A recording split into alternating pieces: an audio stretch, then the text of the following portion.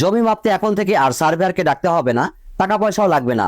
Smartphone দিয়ে খুব সহজে আপনি আপনার জমি পরিমাপ করতে পারবেন।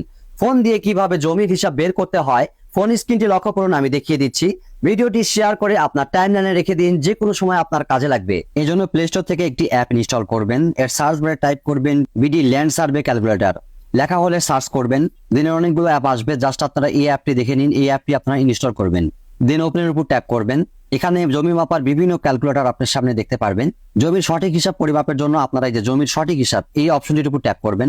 এখানে দেখুন জমির একটি চিত্র দিয়ে খুব সুন্দরভাবে বোঝানো হয়েছে। এখানে উত্তর বাহু, দক্ষিণ বাহু, পূর্ব বাহু এবং পশ্চিম বাহু, 4টি বাহু রয়েছে। অর্থাৎ আপনার জমির চারপাশের দৈর্ঘ্য আপনি ফুটে পরিমাপ করে নেবেন এবং জমির এক পাশের কর্ণ আপনারা ফুটে পরিমাপ করে নেবেন।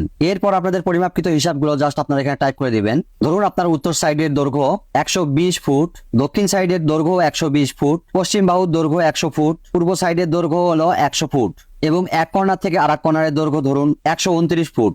এখন যদি আপনারা জাস্ট এই পরিমাপের উপর ট্যাপ করেন, দেখবেন সাথে সাথে কিন্তু আপনার জমি কত শতাংশ, কত কাঠা এবং আপনার জমিটা কত স্কোয়ার ফিট সবকিছু রেজাল্ট কিন্তু সুন্দরভাবে এসেছে।